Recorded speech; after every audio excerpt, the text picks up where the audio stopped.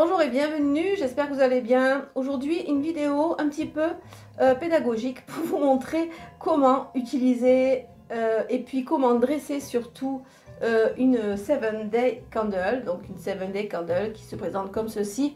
Ce sont des bougies qui durent logiquement 7 jours et qui vont être utilisées pour moult demandes, hein, d'accord, aussi bien dans la magie d'attraction que dans la magie douloureuse, hein, on peut utiliser ce genre de bougies.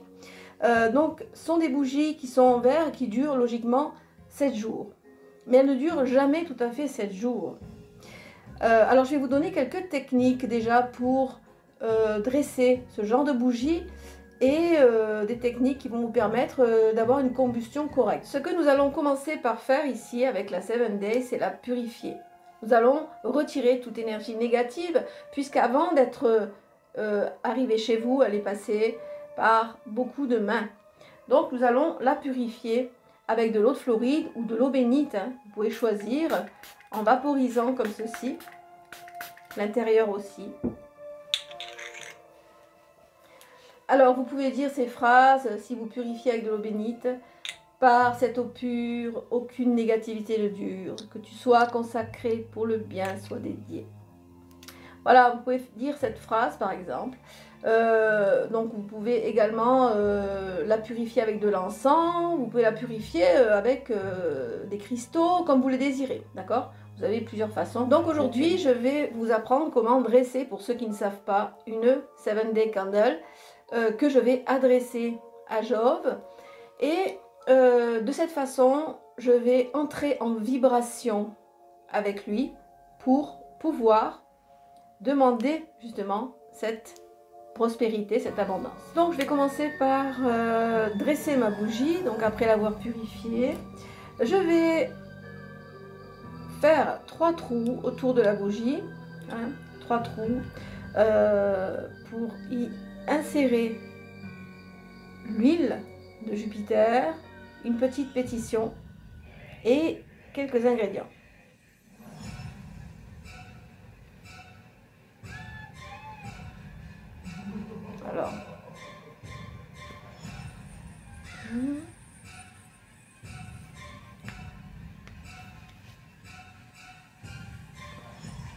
Alors, certains peuvent faire 5 trous, 9 trous, ça dépend hein, de ce que vous demandez et à qui vous le demandez. Essayez de respecter certaines correspondances.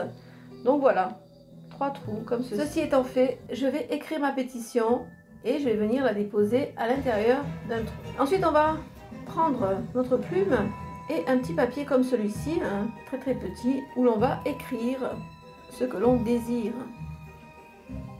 Avec notre encre magique, bien évidemment.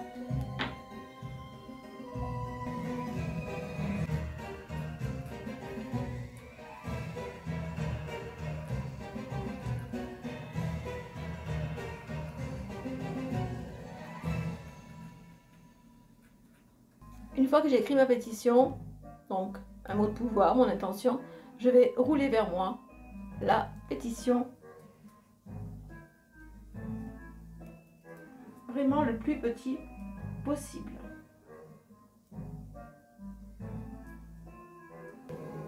Vous allez la déposer comme ceci dans un trou. Et ensuite,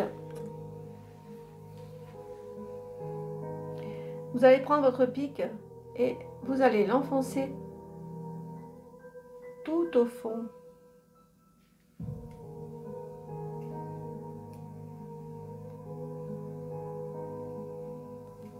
De cette façon, votre pétition est à l'intérieur et tout au fond de la candle. Vous pourrez déposer un peu d'huile dans le trou, d'accord, de la pétition. Il ne faudra pas déposer trop d'huile dans la candle puisque à la combustion, ça risque de faire vraiment beaucoup de fumée et ça risque de noircir justement la bougie. Et du coup, on ne pourra pas vraiment lire l'interprétation de la bougie, d'accord?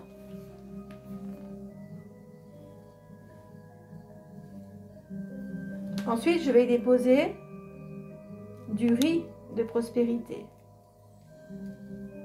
dans le centre des aiguilles d'une montre, toujours en visualisant et en projetant mon désir.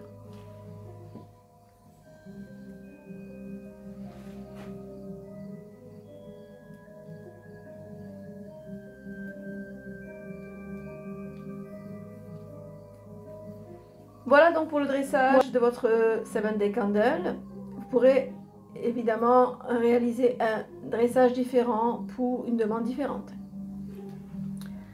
Ceci étant fait, je vais procéder maintenant à quelque chose qui est quand même important et qui va vraiment changer un petit peu la façon dont la bougie va se consumer. Ce que je vais faire à présent, c'est couper la mèche de la candle pour éviter que la flamme soit trop grande et de cette façon qu'elle soit beaucoup plus propice à la combustion lente.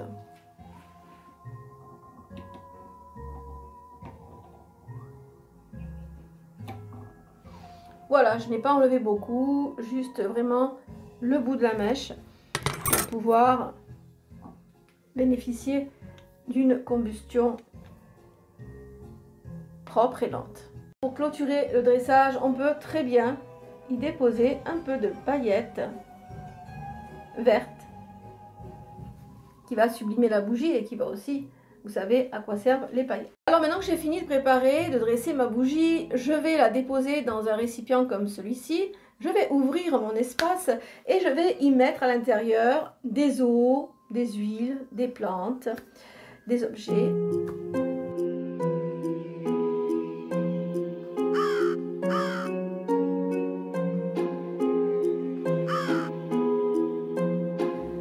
Donc nous allons commencer un mercredi en heure Jupiter, en lune montante, pour une période de 7 jours.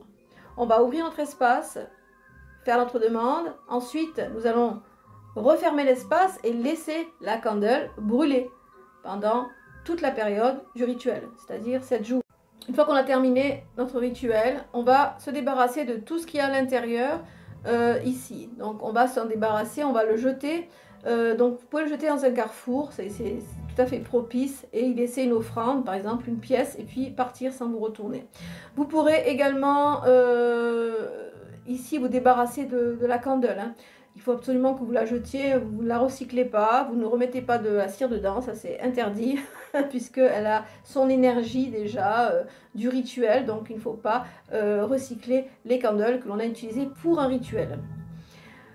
Vous pourrez les utiliser si vous ne faites pas de rituel et que vous la laissez brûler en décoration, ça oui, mais pas si la bougie a été vraiment consacrée pour une demande précise. Alors vous allez jeter tout simplement la candle. Si vous avez par exemple une pétition, parce que c'est possible de faire beaucoup de variantes avec ce genre de bougie, hein, comme avec ce genre de bougie aussi, on peut les dresser exactement de la même façon. Hein.